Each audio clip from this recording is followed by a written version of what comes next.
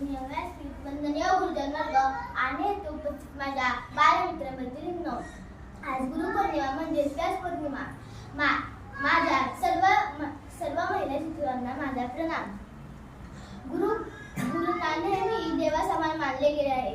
ज्या शिष्यांनी गुरुंना देवासमान मानले त्याने यशाची शिखरे गाठल्याची एक ना अनेक उदाहरणे आहेत. आई वडील आपल्याला पंख देतात आणि त्या पंखांना भरारी घेण्याचे बळ मात्र गुरुच देतात. कोण असतात गुरु? दिशादर्शक बाण असतात गुरु. संस्काराची शान असतात गुरु.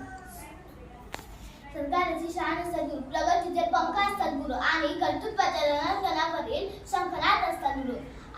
आज गुरुपौर्णिमा विशेष दिनी मी माझ्या सर्व शिक्षकांसाठी आणि या शाळेतून शिकून गेलेल्या मुलांच्या वतीने एक छोटीशी कविता सादर करू इच्छितो.